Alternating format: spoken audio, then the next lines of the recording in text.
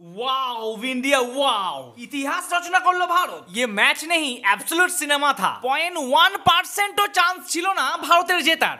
সেখান থেকে ম্যাচ ছিনিয়ে আনলো টিম ইন্ডিয়া। আর মুখ্য কারিগর ছিল আমাদের সবার ডিএসপি অর্থাৎ মোহাম্মদ সিরাজ। বলে তো একদম মিয়া ম্যাজিক। নমস্কার, আমি প্রীতিশ, আপনাদের স্বাগত জানাই ক্রিকেট স্ট্র্যাটেজিতে। খেলাটি ইংল্যান্ড ভার্সেস ভারতের ছিল না, খেলাটি ছিল 35 রান আর 4 উইকেটের। ইন্ডিয়ার দরকার ছিল 4 উইকেটের আর ইংল্যান্ডের দরকার ছিল মাত্র 35 রানের। এই পরিস্থিতিতে কেউ কি ভাবতে পেরেছিল যে ভারত জিততে পারে? কিন্তু ভারত অসাধ্য সাধন করলো, ভারত জিতলো 6 রানে। ভারত এই প্রথম এত কম ব্যবধানের টেস্ট জিতলো। সত্যি শেষ কবে এমন টেস্ট দেখা গিয়েছে তা মনে করাই যাচ্ছে না। সে না মনে পড়ুক, কিন্তু আমার এই ভিডিওতে লাইক আর চ্যানেলটিকে সাবস্ক্রাইব মনে করে অবশ্যই করতে হবে আপনাদের। ভারত পঞ্চমবার টসে হেরে তারা ব্যাট করে রান করে 224, তার জবাবে ইংল্যান্ড করলো 247। এরপর আবারও ইন্ডিয়া দুর্দান্ত ইনিংস খেললো, প্রত্যেকটি ব্যাটসম্যান তারা করলো 396। দেখে মনে হলো এই যেন রানের পাহাড়, নিশ্চিত ভারত জিতছে। আরে হাই, কোথায় কি হ্যারি ব্রুক আর রুট যেভাবে সেঞ্চুরি করলো তা দেখে ভারতের প্রত্যেকের আশা ভরসা সব চলে গেল। চতুর্থ দিনে হয়ে গেল এক কাণ্ড। বৃষ্টি চলে এলো,